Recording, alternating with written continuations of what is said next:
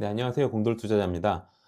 정치 테마주 말고는 아무것도 볼 게 없는 시장입니다. 거래대금이 말라 있는 상태에서 오늘 그 정치 테마주 쪽으로만 좀 수급이 많이 쏠려 있었어요. 네, 코스피 거래대금도 계속 말라가고 있습니다.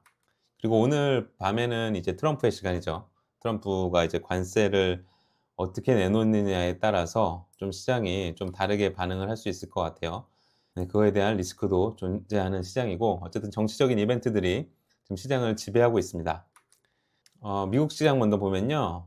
다우는 보합권, 그다음 나스닥은 0.87% 올랐고 S&P는 0.38% 올랐습니다.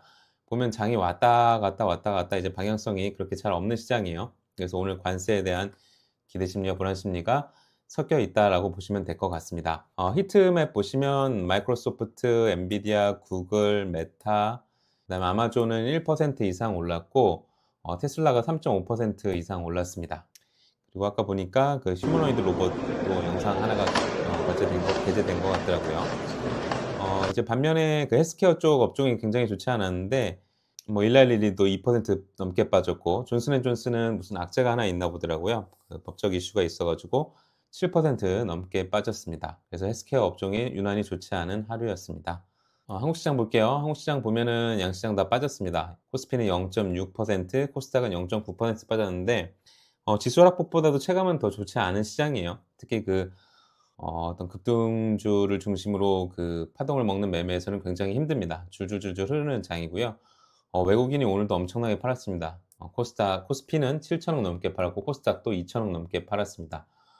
거래 대금은 코스피 기준은 7조, 그다음에 코스닥은 6.3조에 머무르고 있고 이 6.3조마저 대부분 정치 테마주입니다. 그래서 최근에 계속 5조, 6조 정도 이어지는 그런 시장이 이어지고 있다라고 보시면 될 것 같아요. 네, 그렇습니다. 그래서 어쨌든 오늘은 개인 매수세가 굉장히 큰 하루여서 아마 오늘 관세에 대한 어떤 걱정들이 기관이랑 외국인 단에 있는 것 같습니다. 외국인이 대량을 매도했습니다. 대량 매도를 했고 코스닥 거래대금이 여전히 오늘 좀 늘긴 했지만 여전히 부진한 흐름이다라고 보시면 될 것 같습니다.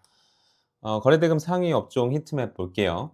히트맵 보시면 오리엔트 전공 정시 테마주가 거래대금 전체 2등입니다. 삼성전자 바로 다음이고요. 오늘 지수가 그나마 빠지지 않은 건 삼성전자와 하이닉스가 버텨줬기 때문이고 보시면 오리엔트 전공, 동신건설, 오리엔트 바이오, 에이텍, 형지엘리트, 형지 INC, 형지글로벌 네, 엄청나게 많은 정치 테마주들이 거래대금 상위에 위치하고 있습니다. 그것도 대단히 상위권에 위치하고 있기 때문에 오늘 코스닥 거래대금의 대부분이 이들 종목에 쏠려 있다고 보시면 되고요. 일단 공매도가 시작되기 때문에 공매도의 표적이 되는 종목들이 많이 떨어졌습니다. 현대로템, 하나 에어로스페이스 뭐 이런 종목들, 그다음 현대차, 뭐 알테오젠, 셀트리온, 한국항공우주 그리고 뭐 최근에 강했던 업종들이나 아니면 2차 전지 업종들, 포스코홀딩스, 뭐 LG에너지앤솔, 삼성 SDI 같은 2차 전지주들, 이런 공매도의 표적이 되는 종목들이 많이 떨어졌습니다. 지금은 뭐 개별 호재나 악재에 의해서 움직이는 시장이 아니라 매크로에 의해서 움직이고 공매도에 의해서 움직이는 시장입니다.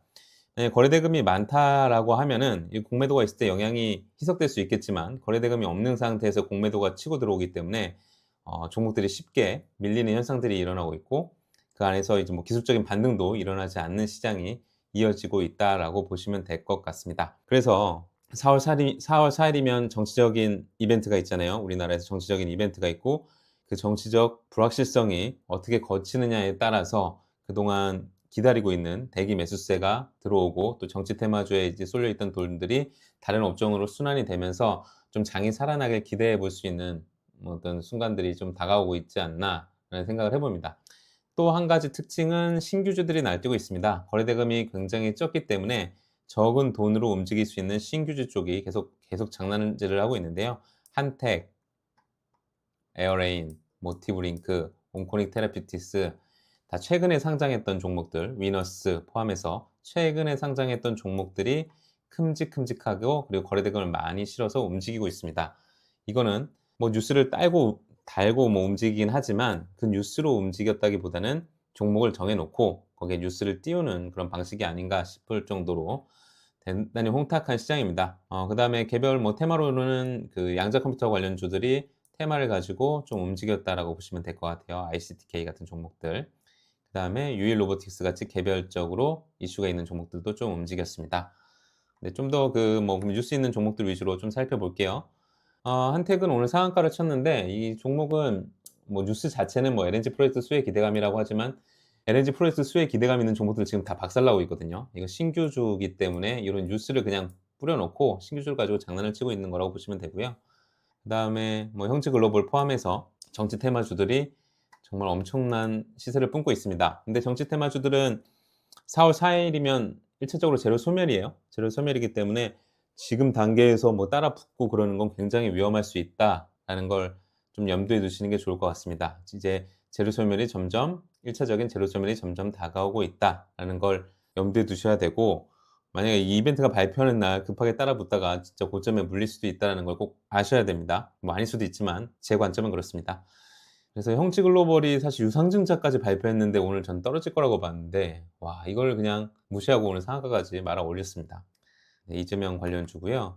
그다음에 이와 마찬가지로 형제 INC, 오리엔트 전공 다 이재명 관련주들이 엄청나게 강합니다. 그다음에 유일로보틱스는 어제 장 끝나고, 정규장 끝나고 뉴스가 있었죠. 그래서 그 SK그룹이 최대 주주 콜옵션 확보했다는 소식에 따라서 어제 그 NXT 거래소에서 엄청나게 오르더라고요. 그리고 오늘 그 정규장 시작하고 나서도 좀 오르다가 다시 좀 밀렸는데, 어쨌든 SK그룹이 최대 주주를 확보하는 그 콜옵션을 가지고 있다는 소식에 의해서 유일로보틱스가 오늘 많이 올랐고요.